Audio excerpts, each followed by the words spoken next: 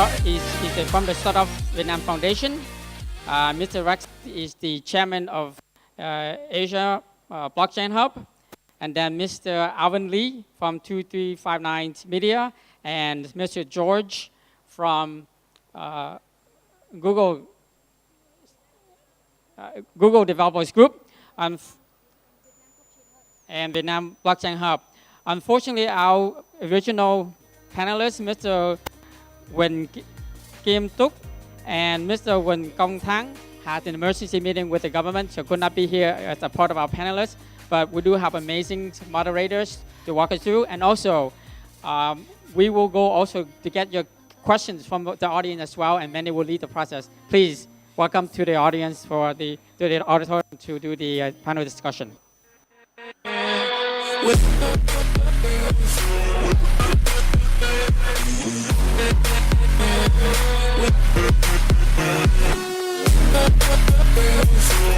Hello everyone, and now I feel the other speaker nervousness because I can't see anyone from here, so it's like looking at a blank space. So here with me is three gentlemen, and please take a seat. We are not in the class, so please just feel free to enjoy the opportunities for us to share these discussions, conversations, like friends at a coffee. So I'm Mandy from Startup Vietnam Foundations, and as we are an ecosystem builder and startup supporter, we always look out to the new technology, the emerging technologies, and how to help the startup that doing the crazy thing get noticed and get the success that they worth. And in 2015 is the moment I heard about the blockchain, and I have no idea what it was. And 2016, I think it was the Vietnam Blockchain Festival, the first event. 200 people were there. 2017, 2,000 people were there, and a lot of familiar face. So there's now an overlap of ecosystem builder, like startup ecosystem builder and the blockchain ecosystem builder. And this year, I have seen a lot of more and more application project in blockchain. It's not just about blockchain as in cryptocurrencies or the exchange anymore. It's about the real practical products. So it's very exciting for me as well today to listen to the sharing from other speaker and learn by myself about how to, bringing the blockchain to traditional business and how to disrupt. So here with me, we have three panelists, but came from different background and represent different stakeholders of an ecosystem for blockchain. So we have Alvin, who I believe that have been working a lot on the blockchain product and be a startup founder himself. We also have Rex, who represent the Asian Blockchain Hub, and I also believe that you are one of the enabler, right, to have the startup and also building the bridge between investor and startup. And we have George, the community builder, I have seen his face everywhere on the events, and he knows all the people. So I would love to hear from him about the community of the blockchain here and what's going on. So as Tony will had just shared with us, is for the startup to be success, there's a need for the ecosystem. They shouldn't be the misfit. They should be fit in with an ecosystem. And I wonder for the developing countries like Vietnam, how are we doing right now with the emerging technologies? From your point of view, the current situations, how do we bring the blockchain to the traditional business?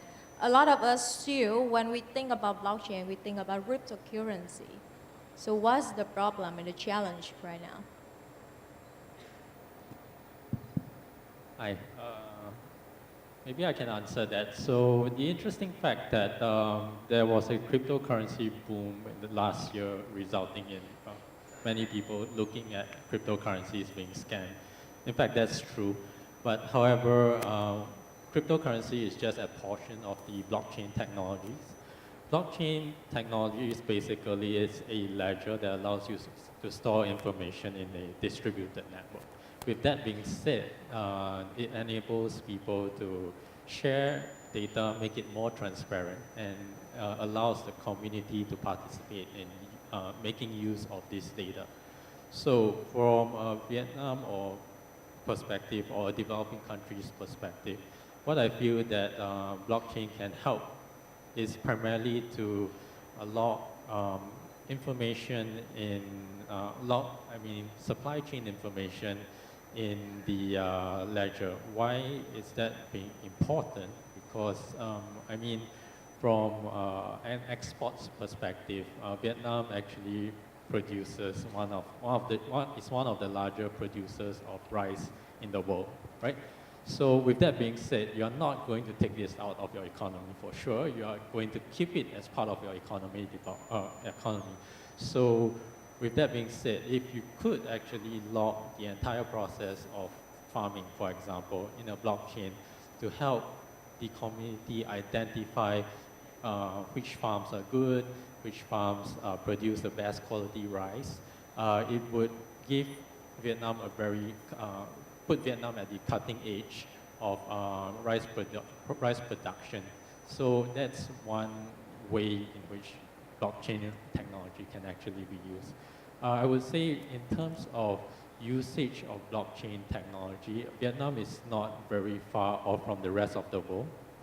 Reason being is that blockchain technology became more rampant only last year. So everyone's actually very new in this space. So I won't say Vietnam is lagging behind, but rather just by adopting this technology now, you're already ahead of many people in the world.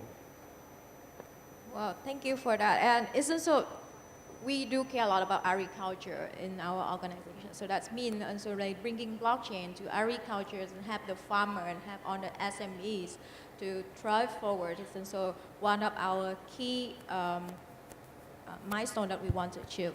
So how about Rex? You have been travel a lot on the developing country. Like how do you see the current situations right now? Okay, hi everyone. My name is Rex. So yeah, it's a very interesting discussions. Well, I have been traveling like about more than 16 countries, I think by far in less than these 2 months. And being in country like Vietnam, it actually reflects me in terms of not just here in Asia, which is like Indonesia or Thailand, but country in Europe as well, like certain country over there actually face the same situation. Because as country that is more into agriculture, most of the time that it seems like to be more left out in terms of technology. And another thing, because of the left out of the understanding or the lack of understanding of the technology, whereas has create a kind of situation where they start to get worried, like, what is this all about? Is this a ghost? Things like that. But whereas I would say that program like what we are doing now is actually enabled to help the farmers, the agricultures, to be able to see more of what really blockchain is about.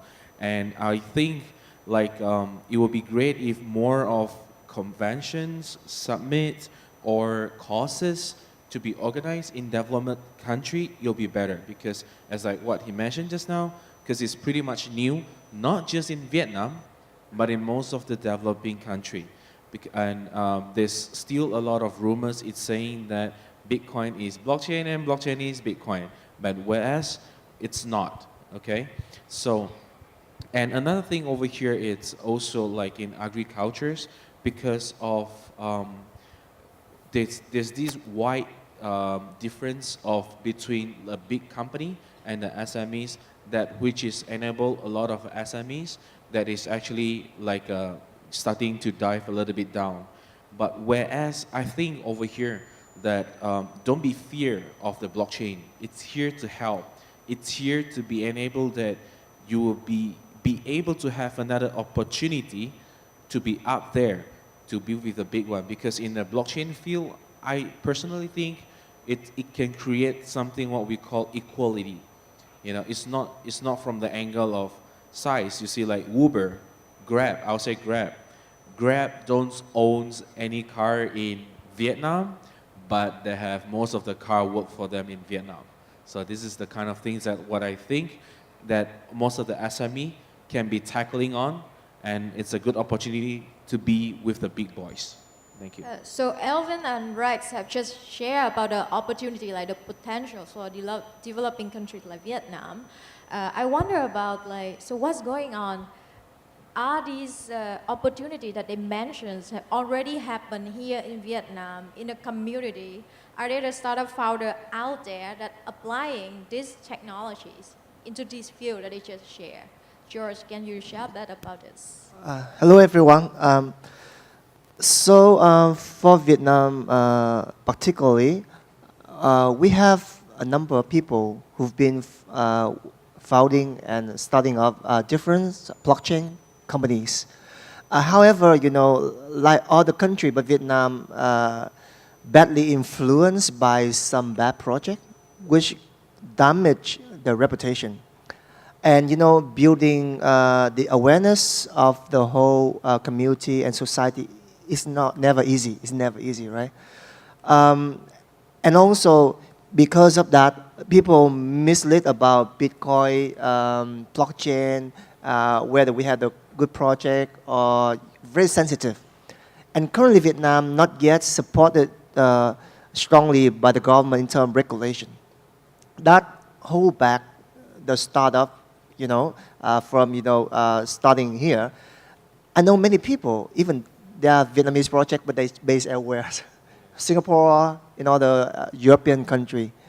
But for a reason, the Vietnamese people, especially developers and people who are startup founder, they're very well adapted with new things. So that's Vietnam is still a very attractive destination for a number of countries who always visit us and want to help us to build up communities. I agree with the point that the developer and engineer in Vietnam are really well and fast adopted of new technologies. I've been hearing about like community of blockchain want to make Vietnam like the new hub of blockchain developer, like India used to be before for outsourcing for ICT in general. The point is, from our network, we're working a lot with on the big enterprise. Some of them working in retail, some of them working in real estate. And whenever we ask them, like, do you understand that blockchain or AI, big data, on the other thing can help you to be, you know, the next unicorn? You can be the unicorn yourself, not another startup. However, they don't get it. It's just the media and on the scam project, like you said, have paint the whole blockchain technologies and other emerging technologies in a very bad light. So I would love to understand more about what's going on in other countries, on the other major ecosystem. How do you get over this gap between the big enterprise, traditional business, and the emerging technologies? Okay, interesting. I would like to pick this up. Okay, one of the things is this not just happened here, as said. Okay, and if I may say that a lot of people had really good ideas in putting in the technology aspect into a project, but hence because of the certain professions that are actually in. For example, let's say if I'm a developer, because I'm good in developing, but I might not be so good in business. I might be bad even in regulations. I might not even know what marketing is all about. So situation like this will actually cause a good project turn out to be a project where people say, yeah, you look like a scam. You know, reason being is because the rest of the sectors that's supposed to be developed in a project is not properly been done, you see. So whereas this is where like it would be great if, you know, to have like people like you guys or the startups, because where it actually has a central for you to be able to flourish in your professionalism, and whereas other people as well do the same thing, contribute to that particular aspect of project, and it will be a great project. In this world now, I think Superman doesn't work anymore. It's more an Avengers, you see. So it's like how people teaming up together in working and getting one things done. And on another aspect, like from the other country as well, or I would say maybe in Vietnam as well, because the framework or the regulation is not precise or clear yet, you know, about this. So where this will again throw me a question sometimes, well, how do I justify if they're a scam? How do I justify if they're not proper? So it's like, so who said this? In what aspect? In what stand? So I think over here that it will be more important to be starting to work together, okay, in unity to get a project to be done properly from each and every of the profession. For example, if like he's good in technology, if I'm good in marketing and she's good in legal and he's good in distributing, so all of these can make this good project a better one. So I think it's more of like putting down ourselves, more not so much of me, myself, and I, and more on we. And I think the whole project will turn out to be different, because this is actually what I see the reason of a project being a scam by far. Yeah, because of lack of knowledge. Yeah, thank you. Maybe I can add on to that. So I think the essential portion of this is right now, because blockchain is a very popular topic, many people tend to be trying to dabble into it in order to make some money or as well as create a product.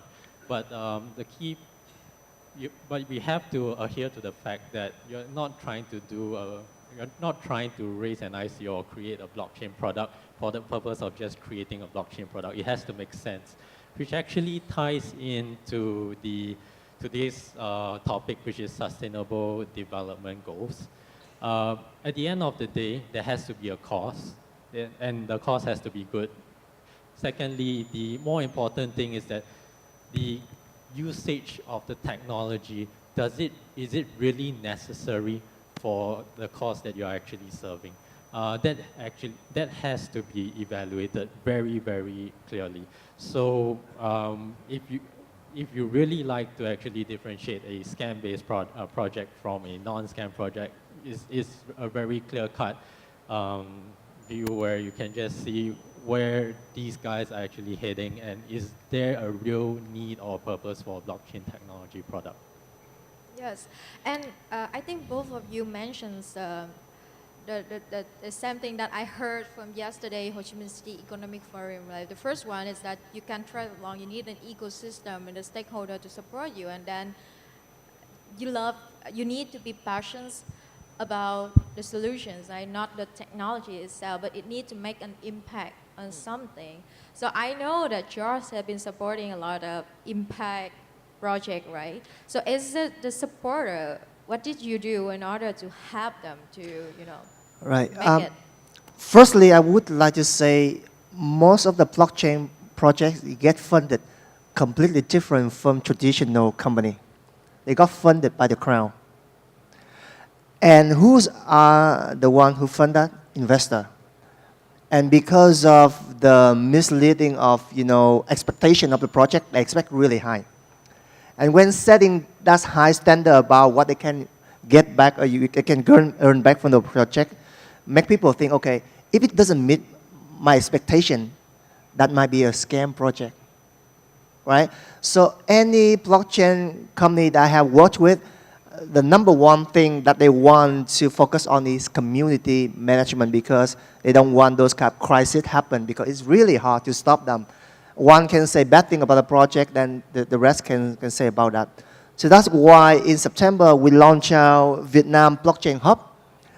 It's the, you can think about the blockchain alliance, like we collect different blockchain and crypto community under us with the mission to protect the community against those kind of bad project, and we help each other, we endorse each other. And I really like what David Lang just said at the beginning. The big guy, they are not stupid. The technology should be something really good. They're moving forward. And we are still in the trap of ourselves, try to think different way, expect too high. But look, they are moving in the way that we somehow might follow later. So with the Vietnam Blockchain Hub, I think that is something we can help to protect ourselves, work with the partner overseas with one entity, so to support the ecosystems in the proper manner way. So when we touch the point of the current situation and the challenge, I really want to ask the audience, like is there any blockchain project out there in the audience? Yeah, some of them raised their hand. If you do have something like the questions for the one coming from on the, like more major ecosystem, can you move to the first round in that side? So we know that you have the questions. We can ask you later. Save the time for everyone. For myself, it's an ecosystem map we draw out earlier. The investor you already touched, right? As a group of investors in Vietnam. However, as an ecosystem, you also need mentors. You also need the innovator, right? And then the government support, and then universities, stuff like that. So I wonder, for blockchain, are these community and enabler already exist, or is still very new for blockchain ecosystem?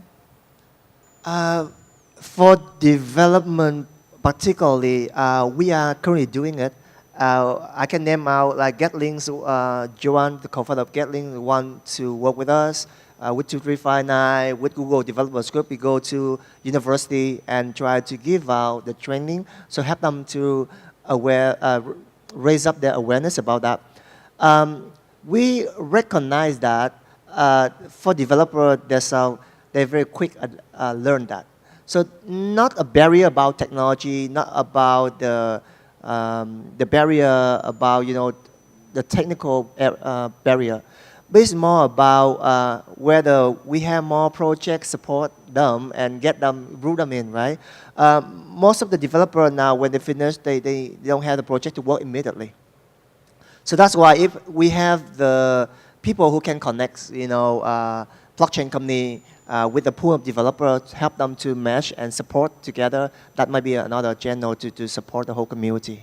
So you mean that right now we also going to university and doing the tours and raising the awareness for blockchain already.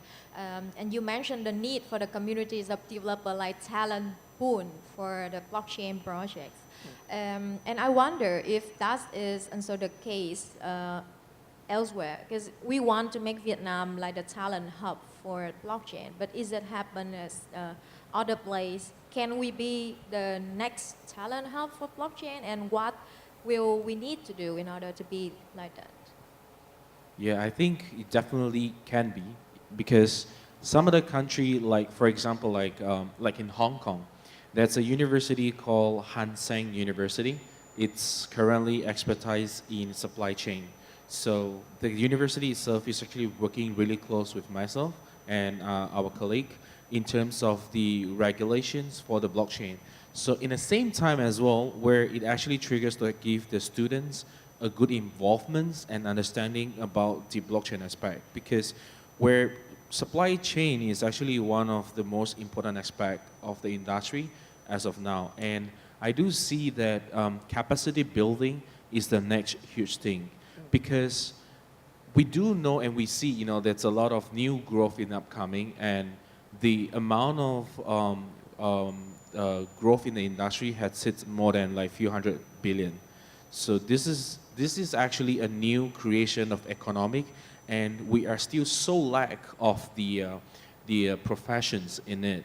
You see, so blockchain is not just on financial, because blockchain is like supply chain, you know, or like it's not just on IT, but on agriculture and every other aspect as well, industry that really needs the blockchain as well. So yeah, we are actually helping like a lot of universities around the globe as well and working together to be able to promote of this aspect. And if Vietnam has a really good aspect in terms of courses or understanding on this part, we'll definitely promote and to send in as well. Yeah.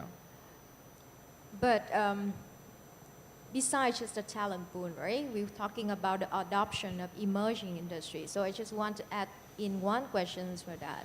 Is the prominent initiative or any project that you have seen that have been linking talent pool developer or linking enterprise with the good blockchain projects so far? Well, there are numbers of like accelerated program or incubator programs. It's happening in Europe. So they are actually trying to link like a lot of these people together. Especially like personally, someone that is close to me, it will be BTC City. BTC City is known as like the first Bitcoin city in the world. It's located in Slovenia. So what does the city do is not just helping the company to set up over there, but bringing in the expertise on each specific field to work together and to ensure the project actually flourish. So this is one thing, like if you heard about Bitstamp, it's one of it. Yeah. How about you, Alvin? Any project so far that you think would be good to deploy in Vietnam?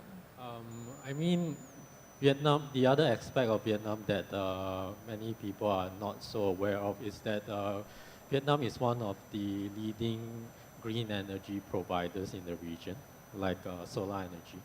So I think right now, of course, we are involved in several projects that have been working in the green energy space, and some of them are actually based out of Vietnam.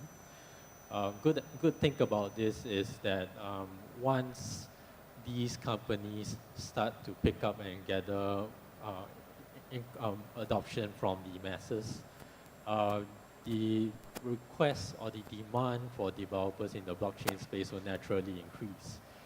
With that being said, I think from the market perspective, Vietnam itself has a sufficient flow of projects to actually build its own community without intervention from the outside world.